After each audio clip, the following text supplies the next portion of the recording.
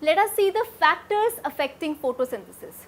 Well, these factors have been classified into external factors and internal factors. The external factors include light intensity, carbon dioxide concentration, temperature and water content, while the internal factors include chlorophyll, protoplasm and structure of leaf. So, let us first of all discuss the external factors. When we talk about light intensity, one thing is going to come into your mind, that by increasing the light intensity, the rate of photosynthesis is going to increase. So, by increasing light intensity, yes, the rate of photosynthesis is going to increase, but up to a certain limit. And that limit is associated with carbon dioxide concentration. So, these two are linked. Let us see how. When you talk about increasing the light intensity, I just make a graph for you. At 0.02% concentration of carbon dioxide, the light intensity is increasing, the rate of photosynthesis is going to increase. So, it is going to increase, but at this point when we have the carbon dioxide concentration at 0.02, it is going to get what? It is going to get stabilized in this way. It is going to get stabilized.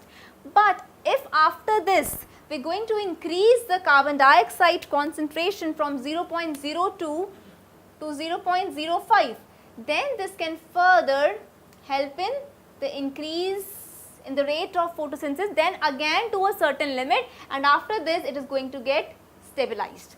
So, this is how the external factors are there that are going to affect the photosynthesis rate. So, we have discussed light intensity and carbon dioxide concentration. I am just going to explain it again to you so that you have a clear idea, fair idea about this. By increasing the light intensity, definitely the rate of photosynthesis is going to increase. But this is related to carbon dioxide concentration. Now, how it is linked to carbon dioxide concentration? At a concentration of 0.02, the light intensity is increased, the photosynthesis rate is increased, but when the CO2 concentration is this, then after some time there will be stability in the rate of photosynthesis. But if the carbon dioxide concentration is increased from 0.02 to 0.05, then this is going to lead to what? It is going to lead to increase in the rate of photosynthesis, right. So, this is how both these factors are interrelated. Then let us talk about temperature. In case of temperature, 35 degrees Celsius is the optimum temperature, right, because beyond 40 degrees Celsius, right, what is going to happen? This is going to deactivate the enzymes. It is going to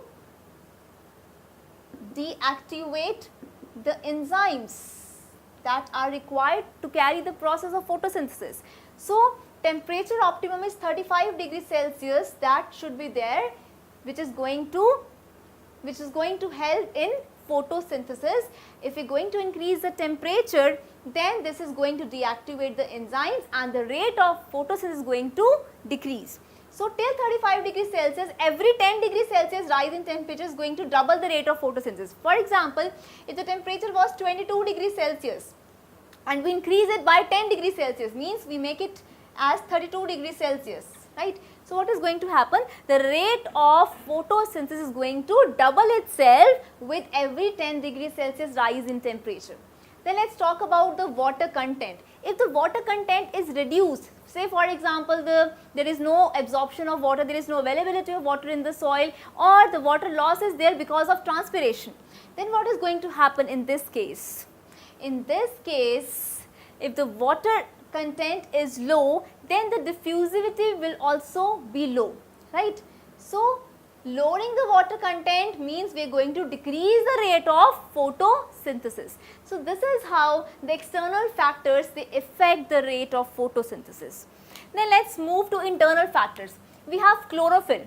If there is mineral deficiency in the plants, for example, you must know that in the structure of chlorophyll we have magnesium. What do we have? We have magnesium.